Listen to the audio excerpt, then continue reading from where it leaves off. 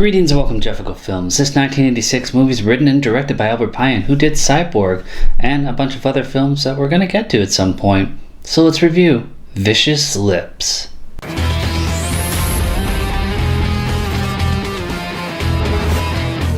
This movie starts out with Maxine's radioactive dream building with the moon in the background and topless oiled men who are standing guard as Peabody, a music manager director, is begging Maxine for a chance.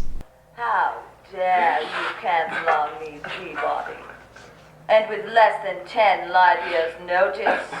I'm not sure light years is a measurement in time. Peabody's band died in a spaceship wreck, and Maxine won't give him another chance, so he overdramatically kills himself. And then we get a suggestion from the werewolf butler. No, Maxine, no! Give me another chance, please! No. Jump to Matty Asher, whose lead singer quit his band, and then I think she gets killed in a car crash off screen, so they really need a new lead singer now. So he decides to scout a talent show with Judy Jetson singing. I'm not even sure that was a girl's song she was lip syncing to. But it's too far away. Nothing is what it seems. Matty hires her and she faints. He also plans to change her name to Ace Lucas, which was the name of the last girl that was in the band, so he doesn't have to change any of the posters, because they got some big gig to go to. And then there's this peeping Tom who loses an eye because one of the girls thumbs it out.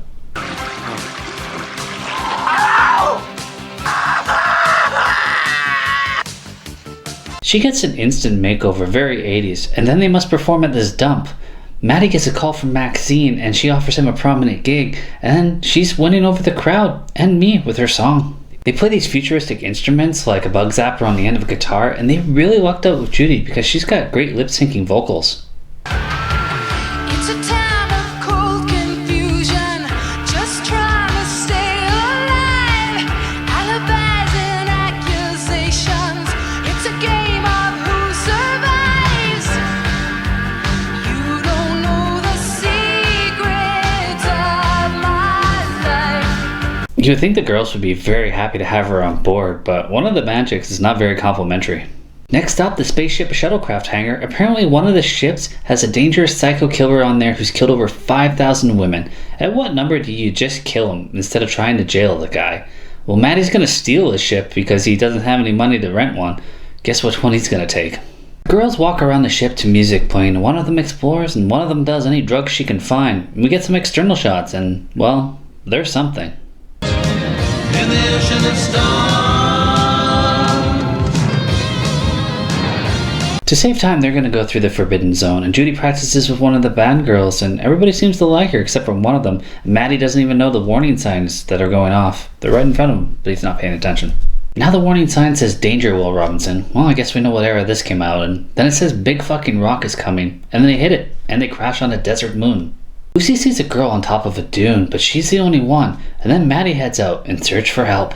The killer escapes from his stasis, and he looks like a cross between a caveman and the practical effects werewolf butler we saw earlier. Judy decides she's going to write down on a piece of paper that the lead singer is needed for the crew shacks because Ace Lucas died. Why would you even write that? Somebody's obviously going to find it. It's so stupid. Bree wants to fix the communicator, so Lucy's going to help her out and head to the back and get her equipment, but she's pretty high because Wynzi gave her something, and she almost lets the killer out, but Bree shows up just in time to help her.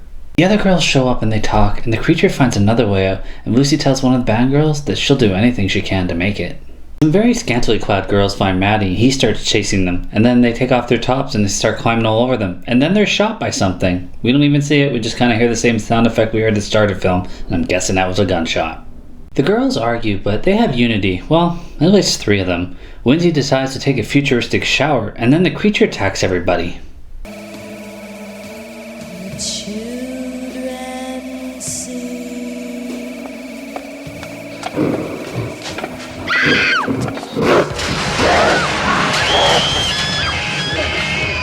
The ship slides down a dune, and then it crashes again, and there's a giant hole in the side of it that Lucy steps out of, and then she's walking through these curtains as she's being stalked by the killer. It sees this one part that says Planet Passion, and I don't want these girls to die, but this killer's killed over 5,000 women. You'd think he'd be better at it. Don't say you won't.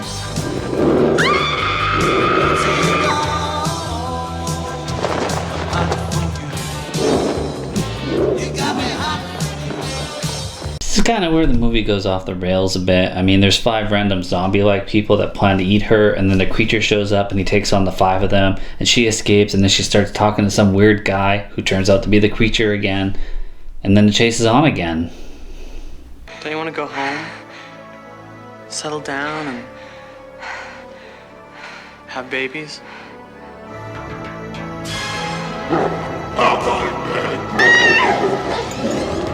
I think a drinking game at this point would be pretty beneficial, because the punk guy shows up and he's going to help her out of the nightmare, but then she has more hallucinations, and Mandaa shows up and she's going to help her, but then they're all zombies. I don't even know what I'm watching anymore. This is clearly a dream sequence, but make it make sense, please. And now she is waking up, and she's at the gig, and some giant anteater alien is introducing the bands for Interstellar TV. The audience is really digging them as they perform their song Lunar Madness, and Lucy projects really well with no mic. The end. Every night when the full moon arises, I feel a change within me. They used to call it moon stuff, but crazy. It ain't too hard to believe. Granted, this movie probably didn't have much of a budget, but you could have changed some story things in this and wouldn't have changed the budget at all. There were a lot of options to make this a better film. Maybe not use the same makeup from before for the killer. Also, I would have had the story say that the planet causes hallucinations. Maybe that would have been too Star Trek, but it would have made more sense. In the end, this movie was very 80s with giant hair that were mostly wigs, lots of makeup, and definitely some awesome rock music, mostly performed by Sue Sod, who was in a band and ended up just working on a lot of soundtracks for movies in the 80s. She's got a good voice, so it makes sense. As ridiculous as this movie is, I really did enjoy Dru-Anne Perry in this. I thought she was cute and funny, and I thought she just played the role perfectly. I'm surprised she didn't do a lot of acting after this. She kind of took a break. And then she's come back in the last few years. She's doing a new movie of Albert Pyun, another cyborg, Nemesis 4, I believe. I probably don't feel the need that I'm going to have to rewatch this, but I'll definitely listen to the music again. Well, as always, thanks for watching.